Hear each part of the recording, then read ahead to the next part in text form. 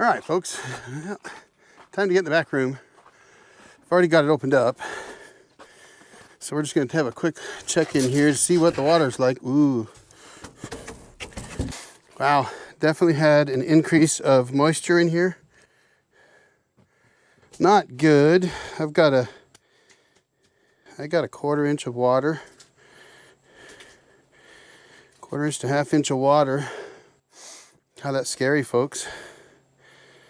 That's crazy.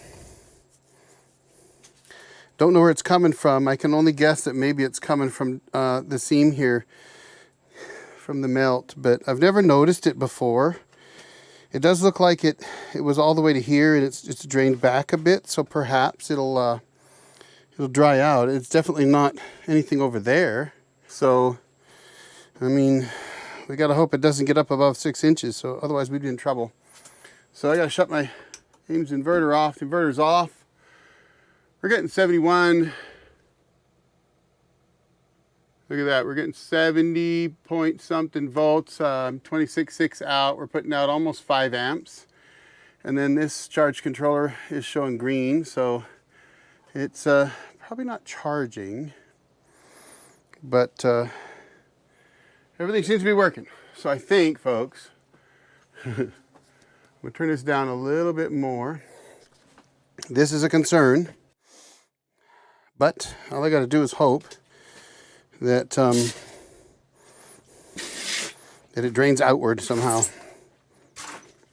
This is really terrible. I've never seen this before, folks. Oh, it's entirely possible that it happened before. I'm not going to say that this hasn't happened previously. However, I don't recall ever seeing it. This is, yeah, that's a 1/4 inch of water there. That's a problem.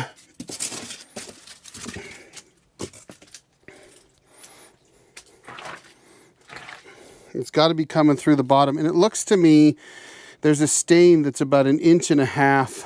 See that, folks? It's brown right here. So I'm guessing I've had up to 1 inch of water in here before. So that's an issue. As long as we only ever get 1 inch, okay. Not too big of a concern, but I need to drill a hole in this floor and put a French drain in if I'm going to keep these batteries. Now, I wanted to put the batteries up higher, so maybe they need to be up to the top of this wall here. And I may do that. I may have to lift those batteries up, you know, so that if this thing happens to flood, they don't end up in the flood. That's a concern. So, but otherwise, folks, I think it's going to have to do for now. So I'm going to close it up so we can get out of here. Let's get this thing closed up.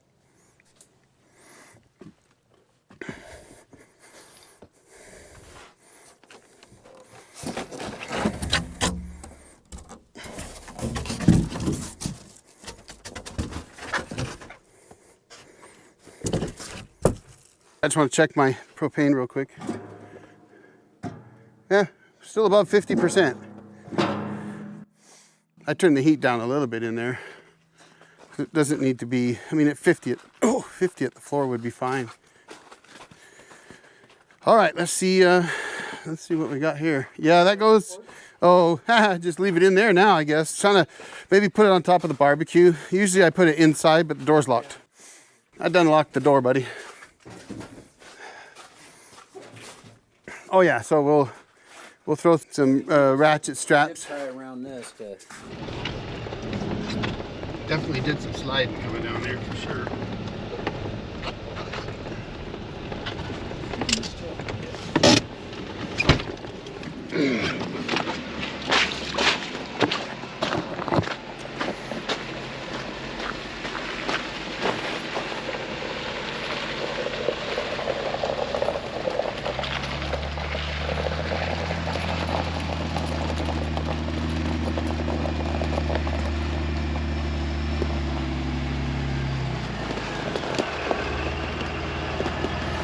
Probably could have made it out without chains. Dude, no, you wouldn't have. When I came around there, as I was starting to come down the top, my rear end started to just drift out a little bit here and there. It didn't drift at all. Yeah, I think without the change it would have. I think you'd be surprised. I could feel it on the rear. It just started sliding, but I was like, whatever. I got big chains. he's like, oh, I could have made it out without chains. Don't think so, Tim. In this case, I don't think so, Lance.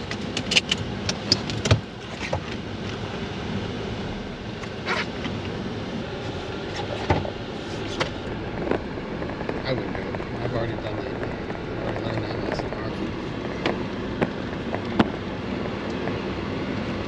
This one can be a bit tricky too because it's a little off camber at times. So if your rear end wants to slide to the outside. All right. Well, folks, we made it down the hill. All that rain washed away all that snow and ice. Eagle Rock is looking good. I wonder if there's any gold up there in all that quartz. But anyway, we made it down. A little muddy, a little slippy at times, but with my V-notch chains, I don't have a problem. And Lance's Mega Pickle made it down fine, but he may have tore a ABS sensor with his monster chains that we made. We just have to modify his chains a little bit. I think it got a little carried away. Tore one of his ABS sensors. That's what you get for having 40-inch tires, I guess. And his Jeep's nice and muddy. Lance really likes mud. The old Jarhead's Jeep. I'm liking my back rack here. That's pretty nice, being able to throw the cooler up on there, just get it out of the way. My off-roading overland gear bag for garbage. And this little rack, it helps a bundle. Just to haul things I don't want to put inside my Jeep. And when I want to haul extra gear, I can haul it with that guy. Kind of nice. But we are muddy. Well, folks, we had a good time. It was a good weekend. We got a lot done. Enjoyed it as usual. I did pack the dishes out, so I didn't clean up all as well as I usually do for Darcy, but that's okay. We'll do the dishes at home. We're getting, Tim points out, we're just getting some blue sky now that we're leaving. That almost seems to be a theme here, because I recall, well, when it was minus 29, we started getting blue sky when we left, and the weekend before that, we started getting blue sky when we left. Maybe the good Lord's trying to tell me something. No, I'll be back in 2 weeks, and you know what? It better be blue sky. It's time for some good weather. We've got milling to do. It was so bad up there, folks. It was crazy. Fun weekend, awesome time with my buddies Lance and Tim.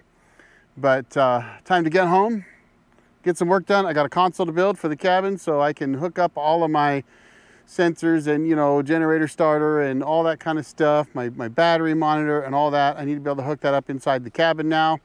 And if you saw, well, I've got a little water to deal with back there, but I think we have the solution for that as well. Hopefully we don't get more than 6 inches of water in there. That doesn't look like it ever has before, so I'm not thinking it will now. Might get an inch or so, but I think we can live with that. So time to hit the road and head home. So guess what, folks? As usual, I'll drop another video right here for you to check out. Thanks for being here, folks. Y'all have a great day. Y'all jar it out.